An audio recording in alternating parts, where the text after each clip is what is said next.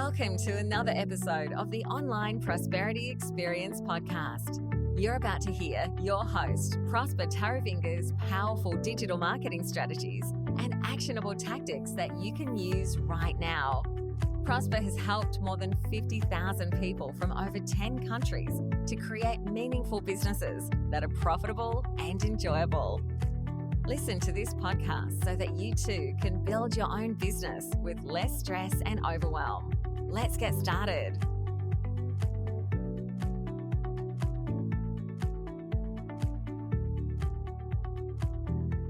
Ask and use feedback so that you become better. I got a question for you. Do you really want to grow your business?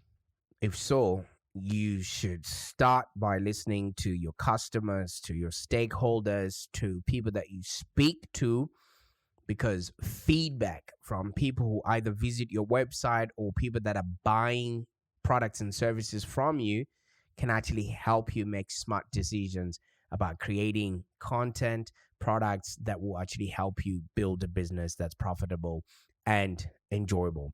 And I was actually just reading up before, I started this podcast, where there's a story that was in the New York Times. I think it was in 2012, about a university professor from Boston who actually asks and solicits for student feedback from every class. Now, that might sound a little bit too much because most professors might actually be satisfied with just maybe a student evaluation once every semester or once every year, but not this professor. This guy, I think his name is Professor Zaman. He gets feedback daily from his biomedical engineering students, and he actually puts the results and emails the students and tells them about whatever, fine-tuning that he plans in response to the, comments that they would have put out there. Wow. How cool is that? That is actual rigor in the teaching profession, and I don't think there's anybody else who can do this level of, taking accountability of the product, services, or the output that they're putting out there, predicated on, the reviews from the people that are actually consuming that stuff. Other people would just be happy with, I'm good, that's it, and you would never improve.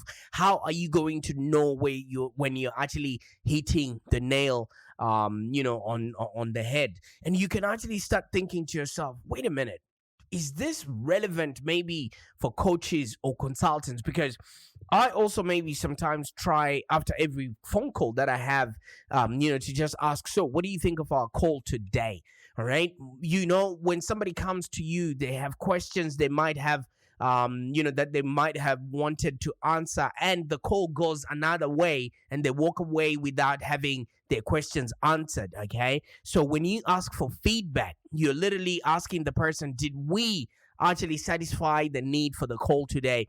Did we actually answer all the questions? Did we focus on you and your needs? And didn't we just listen to me speaking?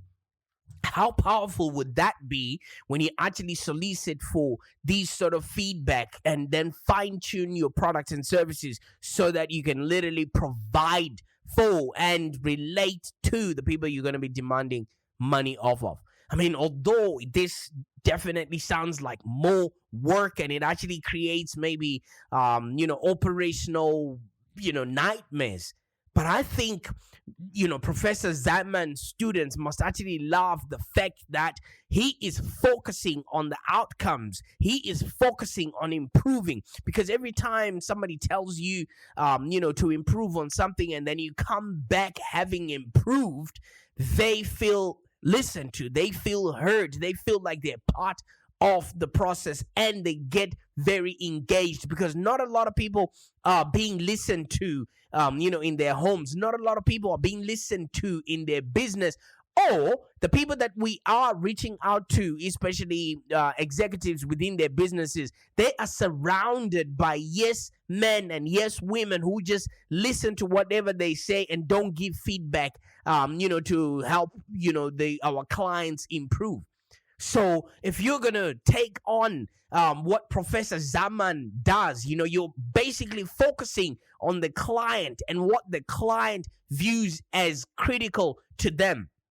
There's one thing that happens when clients come to us, right? They automatically think that they're the only person that is going through, whatever problem that they are facing. They don't think that other people out there are also experiencing the same thing. They usually think the problem is unique to them, and the fact that they haven't found a solution to that problem, they definitely is no solution out there. So when you focus on the customer and you focus on what the customer views as critical to whatever quality of the service that you're providing, they feel heard, they feel like they belong, and you literally would now start justifying their failures because they have failed. That's the reason why they're coming to you. And with what Professor Zaman is doing, he's actually emphasizing the customer benefit, which in this instance is the student actually learning, not the feature, which is the lesson plan and him just walking in there and not maybe tripping and falling or dropping his glasses or something of that nature. What Professor Zaman is, showing his student that he is literally not being selfish about the outcome. He is putting in a collaborative, presence where the students also have a say in how they're treated, have a say in what they're taught, have a say in how the teacher shows up every single day. And guess what that does? It actually drives accountability for the results. You know why? Because if your client says they want X, Y, and Z, and you go and deliver on that, right, which is basically what they've asked for, and you deliver on exactly that, they are now accountable also for the results that they're going to be receiving, and also the accountability of you, the consultant or the coach, based on the results by actually publishing the scores or publishing the reviews and not keeping anything hidden. Because a lot of this feedback has got, it's attacking our own ego. It's attacking our own self-esteem. But if you put it out there in the open and ask Sally, hey, Sally, what can I do to make you feel better? If this call was a 70%, what should we do to make it 100%? And then guess what? When Sally comes in, you make sure you go all the way. And when you're collecting data, even for a small sample size like this, like your clients, it actually makes people feel heard. It actually makes people feel like they're building towards something remarkable. And once you have all these, reviews and feedback, you can actually start measuring your own performance over time, not just a few data points here and there, but a really, conservative, platform where what's working, you keep, what's not working, you ditch. So now when you get this kind of feedback, you look at how people feel when they visit your business. You can identify your strengths and your weaknesses, and you start working to build yourself into a bigger, better, and much more, effective consultant or coach out there. And you can literally use your strengths to keep up customer satisfaction soaring, because the more you listen to people, the more you, act on their feedback, the more they feel heard. And when people feel heard, they feel like they belong, and people do business with those they know, like, and trust. Trust is easy to build when you are actually acting on the feedback that you're receiving from people. And when people feel heard, it's easy for you to retain those people, and you're actually building on your weaknesses so that when a new stream of clients comes in, they're just getting a wonderful service which you can actually use to put your prices up. So maybe you're asking yourself, should consultants or should coaches be doing this? I mean, it's clearly impressive to be asking, feedback on every call, to be asking feedback on every interaction, to be asking feedback for every blog post, to be asking feedback for every, podcast out there. And speaking of which, I want you to leave feedback and tell me what topics you want me to talk about next. Or what do you actually think about the content that I'm putting out there every single day, in the form of a podcast? Am I really hitting the nail on the head? Or am I just spraying and praying, and maybe you're not even understanding the heads or the tails of where we're going with this? But any feedback is welcome. So I'm really impressed by Professor, Zaman there, who, of course, it sounds like it's a lot of work. It's clearly impressive. When you go the extra mile to actually do more than what the average person is doing, people will take notice. Your friends will take notice. Life will take notice. Life will start opening up doors where you never thought were possible, because some people might not come back to you, not because of maybe what you said or the content of what you said, but the context of what they are going through. You might not have even, hit the nail on the head, and you start wondering why people are not hiring you a lot more. So I was equally impressed, and that's the reason why we're having this podcast today. Of course, but it's maybe exhausting. And a consultant or a coach might be thinking, do I really need this level of client feedback? Won't it maybe get in the way? Isn't it better to maybe keep the client focused on the project goals, not how we're doing in the project? I mean, I might say yes or no, because when I see things of this intricacy level, when people are going deep with their work, people are going deep and actually trying to create for and relate to their audience, I take notice. So to answer that question, should consultants do this? I would say yes and no. I mean, yes, consultants and also some professors, if you're listening to this right now, understand that, maybe the scope of the project, and presumably they've climbed the learning curve faster than the client. You know a lot more than the client does. That's the reason why they need you as their trusted advisor. That's the reason why they're coming to you. So you need to explain certain aspects to them at such a very low level so that they're walking away understanding what they need to do next. When somebody asks you a question and you're like, we've seen this kind of problem before, and though you might not completely see it, you will. You're not answering the question, because when Sally comes to you as a coach with their health problems or wealth problems or relationship problems, they think they're the only person that's going through that particular thing, and that's how you need to treat them. And maybe the client hires you to provide maybe reasonable solutions to complex problems, not to win a popularity contest. Clients are not there to just hear that you've done it before. They want to know, can you do it for them? And if they give you feedback, maybe you haven't actually answered any of the questions that they're asking you. Or maybe you're not giving them room to actually open up what they're actually going through, because you've just spoken on top of them. Or maybe you don't need to do this. Maybe no consultants and professors, are maybe in the business of change. So we want our students not to just understand what we're saying, but to fully engage their head and hearts. No one wants to create solutions that simply go on the shelf. You know what I mean? So you literally need to be listening to feedback. What is it that you are doing that your clients are coming back to you for? And then once you know that, wouldn't you want to do more of that?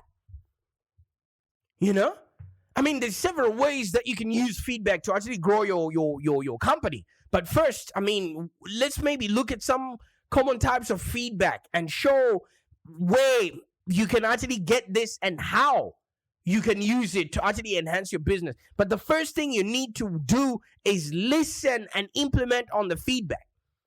Because client feedback takes, different forms. And you should be open to it.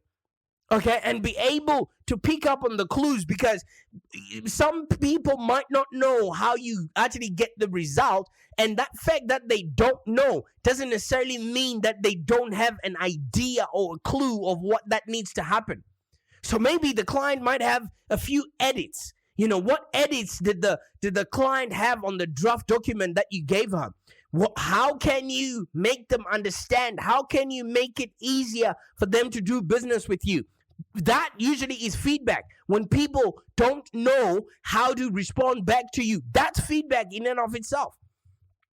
Maybe you're using industry terminology or jargon, that your client is not understanding, that you haven't picked up on. Or how do they actually explain how, the problem that they're going through? Or maybe is your client making the same request even though you feel like you took care of it, they keep repeating the same questions. That is feedback. Maybe you're not answering their questions in full. So how do you then make best of a situation where your clients keep repeating the same problem? Maybe consider free mentoring your client on how to be maybe more credible, more presentable, more persuasive, whatever it is that you're teaching them. Even if you don't actively seek out maybe feedback like Professor Zaman does, but chances are the client is subtly is in a subtle way voicing their opinion every single day.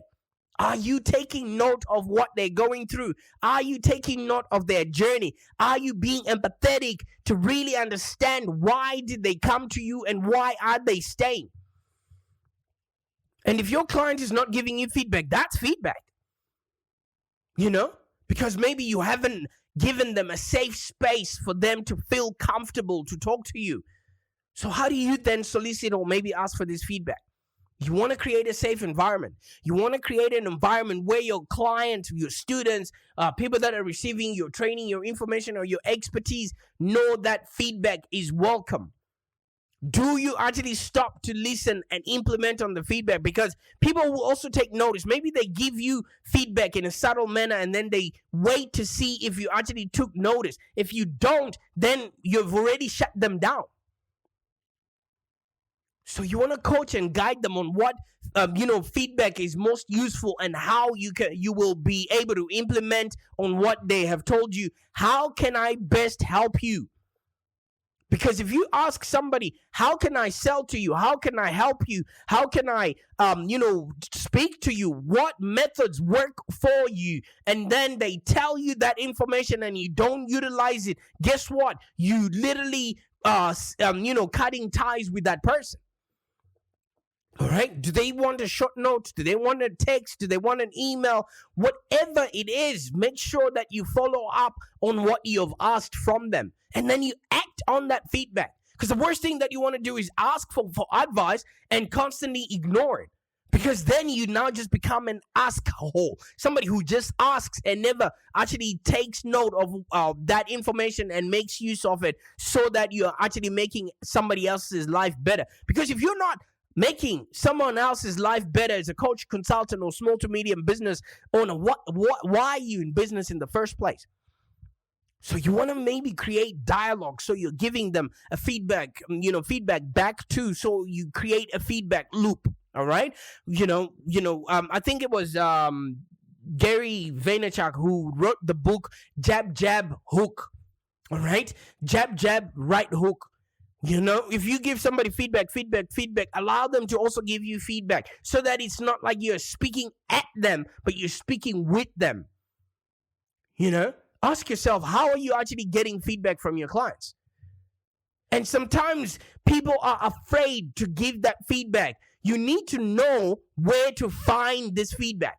Because the first type of feedback we get really is that of given feedback. Now, this type of feedback is when a customer response is unsolicited. You haven't asked for it and they just give you feedback. And it usually takes place, on maybe support tickets or on social media or whatever reviews that you might have out there.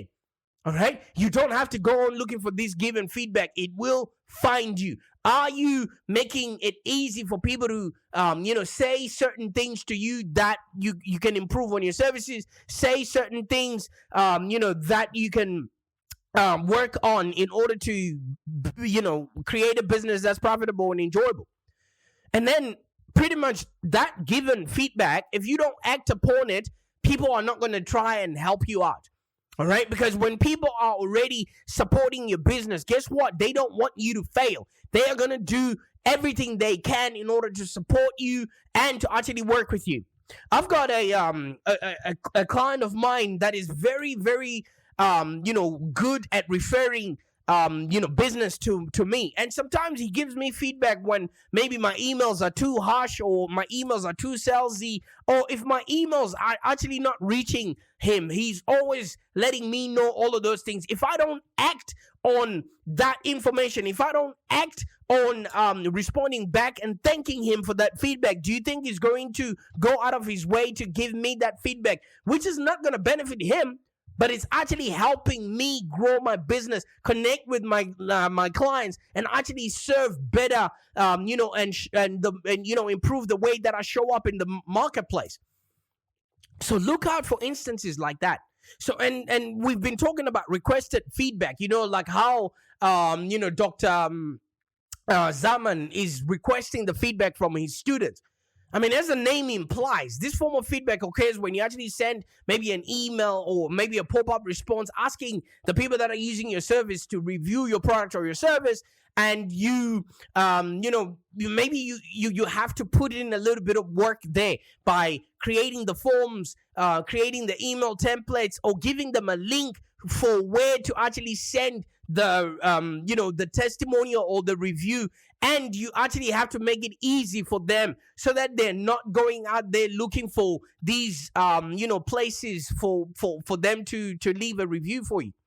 And then there's also another type of feedback that we might be overlooking. It's called observed feedback. In almost every case, observed feedback actually takes place on social media or off of your website. Okay, you may actually notice somebody talking about your brand in maybe a group chat, and maybe their feedback is either positive or negative. Whatever it is that they're saying, they haven't asked you, they haven't spoken directly to you, but they're talking about you to other people, which is where word of mouth actually takes place, which is where word of mouth is actually taking place, especially on the internet. This is called observed feedback. So depending on your industry, if you're a coach, consultant, or small to medium, business, some of these outlets might actually provide you with more feedback than others. We might think that feedback only comes from when we ask for it, okay? But it may come unsolicited, or it might actually be somebody just talking in passing about our brand. Right? If you're a consultant, have a look at how people recommend your business to other people, maybe in LinkedIn groups or in Facebook groups. How do they actually explain what it is that you help others with? Okay? So you see, I get tagged a lot, when people are, looking for an SEO consultant, which is A-okay, because that's what people know of what I do and the service that I provide. Okay, and I observe what words they use to explain what it is that I do. So as long as you're getting constructive feedback from your audience, and you're taking the first step, which basically means you are acting on every feedback that you're receiving. Maybe now, towards the end of this podcast, let's just look at how you can use this information to actually grow your business, because every feedback that you get can actually become a way for you to create content around your business. Look at this. I read about this about Dr. Zaman, and now I'm creating content which obviously can actually help you enhance your business, and that's it. And I even asked for feedback from you to ask you what else you want me to talk about, what else you think is important for you to, sort of know around what it is that you're doing, so that I can help you have more, be more, and actually create, a business that's profitable and enjoyable. So when you get feedback, it can help you curate your content. You can use what you learn from user feedback to create content on your blog, in your email newsletters, in your podcast, wherever it is that you're putting content out there. Because there's a good chance that your customers have maybe different preferences, when it comes to the product and the content and the use case of how they actually understand, the results that you're getting for them. So if you're able to segment these customers based on their feedback, you can actually use this data to create content that's relevant for each person. Now, wouldn't that be nice? You now have a personalized approach to how you can actually help people, solve the problems that they're facing. So for instance, if you ask new email subscribers to tell you sort of what kind of post they want to receive, you're gathering customer feedback. And if somebody tells you they want to know more about health or more about wealth, if you start sending them things that are opposing what they've asked for, then you're not listening to that feedback, are you? So you want to use this information to actually divide your content and segment your audiences based on the category of content that the people want to receive. And if you include your messages in maybe an email marketing campaign that actually matches what the user wants to see, you can expect more engagement. You can expect more conversions. You know why? Because you're listening. All right? And sometimes when people don't buy from you, that's feedback in and of itself. You know what I mean? And you can go in and ask them, what is it that I can do, to get you across the line? You then go in and improve your existing product. It's also possible for you to use feedback to improve your existing product. So let's say you are, SEO consultant like us, who basically are working in different industries. We notice that a majority of our customers are clamoring for a new, new features, or maybe asking about the new, algorithm change. That now constitutes what sort of content we're going to be putting out there. So instead of us worrying about, what should we say or ask, we just use our clients to help us create, the content that they want to listen to moving forward. So when you listen to what users have to say and you make improvements based on their feedback, it's a great way for you to actually evolve your products and actually create for and relate to the people that you're going to be demanding money off of. Because the people that are going to be giving you feedback are the right kind of people with the right kind of pain, that have the wallets that will be supporting your next holiday, that will be supporting that purchase of that Tesla or that Mercedes-Benz that you want. And you're literally just creating, stuff that people want to buy, instead of going to the market with products that nobody cares anything for.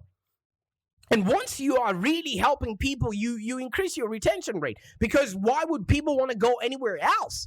And, if you're literally listening to them, because all this feedback, if you act on it, you're building trust with your audience, and it actually increases the retention rate. How many times do I keep saying that people do business with those they know, like, and trust? Because then they don't have to go and learn how to, approach other people or work with other service providers, because you're listening to them. They want to be heard, and they're not going to cancel or unsubscribe, because you know why? Who else is going to be listening to them out there? So imagine all the people that might have subscribed to your content or to your email list, and then they just decide to unsubscribe because they were not receiving enough of the things that they came in the first place to get.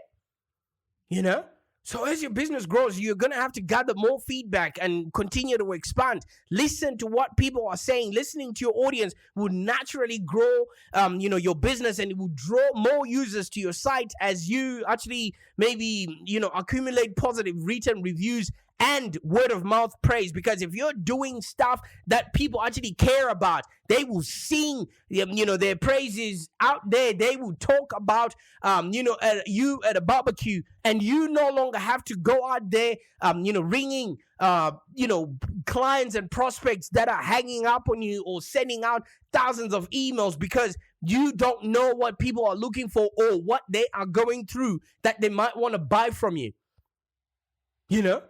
I can imagine, when you're trying to grow your business and you're cold calling potential clients and they're hanging up in your face, that can put an enormous strain, on your confidence. But if you listen to feedback, that in and of itself is feedback. Because if you're continuously sending out hundreds of emails without getting as much as, hey, thanks for reaching out, then it means you're not hitting the mark with your audience. You are just spraying and praying with your marketing. Ask for feedback. Ask them, what do you want to hear from me? And let me tell you something. If you would like my help to take advantage of, this feedback loop that you can create with your clients, I advise you to reach out. First of all, give me feedback on what you think of this call, and come and, jump on a call with me, and we can actually do personalized coaching for your business. Like for real, we'll work hands-on for you to develop your strategic plan and then deep dive and actually work through your ideal client clarity. Because if you understand your client, if you're listening to their feedback and you really know exactly what it is that they're looking for, their pain, and what solutions they're after, it will be easy for you to write to them and to actually act on, providing that service and solving their problem. That makes it easy for you to have strategic messaging around what it is that you're doing for them. And you can literally raise your consulting or your coaching fees. You know why? Because you're literally saving people, from the pain that they're going through. If somebody is not sleeping at night and you have a solution to that, wouldn't they pay you a lot more money for them to have access to that sleep? So that means you raise your prices. That means you optimize your business model to suit the feedback that you're receiving and actually act on it. And then I'll just help you set up your marketing engine and your lead generation system so you can constantly attract the ideal clients that pay, stay, and refer. So if you remember what I asked you at the start of this, this podcast, I asked you if you really wanted to grow your business. You know what I mean? You need to be asking for feedback along the way. Be like, Professor Zaman, who asks for feedback every class that he puts out there. Not just waiting until feedback, finds its way to you. Be proactive, and verify, how you're actually providing a service out there so that you're not just spraying and praying with your marketing. You're literally getting them to be involved in creating services that they want to buy.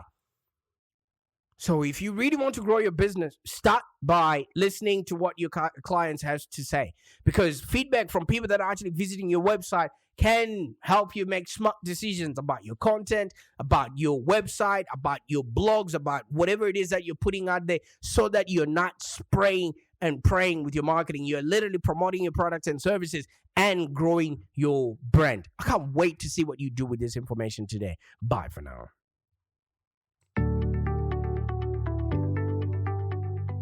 Thank you for joining us today. If you have any questions, let's continue the conversation in the Live Long Digital community.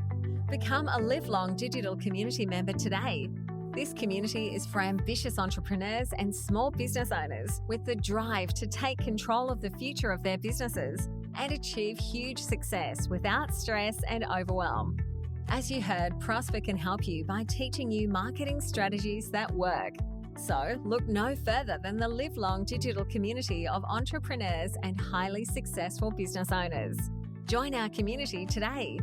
Find us on www.community.livelongdigital.com.au. Network with other driven entrepreneurs and find the expert guidance you need to take your business to the next level. www.community.livelongdigital.com.au